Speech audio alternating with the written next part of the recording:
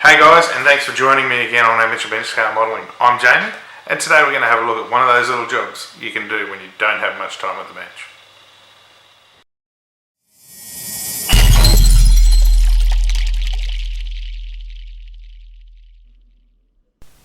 Welcome to the world of brickmaking. As these moulds aren't very big, they don't take a lot of plaster to cast them. I've tried various products, but I find plaster is the best one to give you the best finish.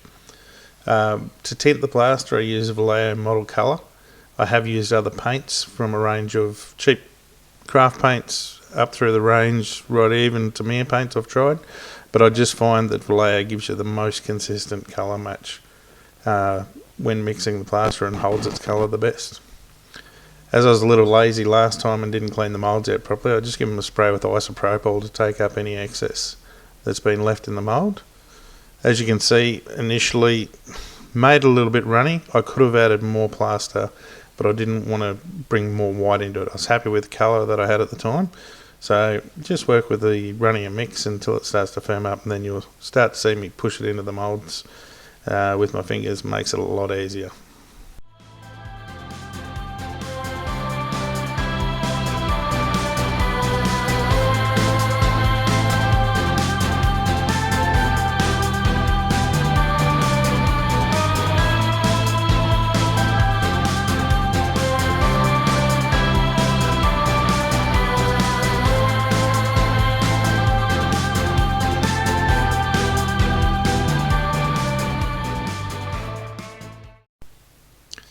Once I've filled the moulds, I just go back with a paper towel that's a little bit wet, just to clean up all the edges around the individual bricks. This way I can ensure that every time I've got a nice flat side of a brick, you will get some air bubbles trapped in there, so at least this way I've got one side that's nice and clean.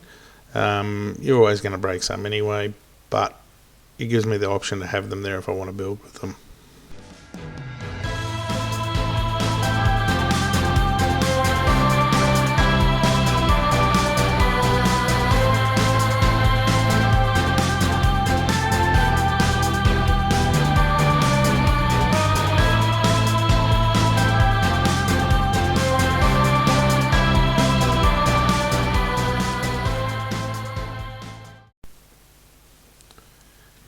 The colour of your bricks will soften a little as it dries. As you can see here as I'm turning these ones out, I'll hold some up in a minute and you can still see that they're not quite set. I pulled them out a little bit early and you can see a little bit of colour variation there, but that'll settle down once it's fully cured. In the meantime though, you can always change the colour appearance with different tints of paint and potentially washes, so it's up to you what you want to do, guys. The key to good rubble is colour variation, guys, so make sure you get a good mix and come up with what you like. Well guys, there's knocking out one of those tedious little tasks that help with the end result. I know time's precious, but when you have a spare 10 or 15 minutes, this is a kind of little project that you can just knock over. Give yourself a little bit of a break, have a bit of mental health downtime. I know life has a lot of priorities with family, work, other commitments, but at the end of the day, make sure you take some time for you. As always, thank you so much for watching. Thank you for your time invested in watching this.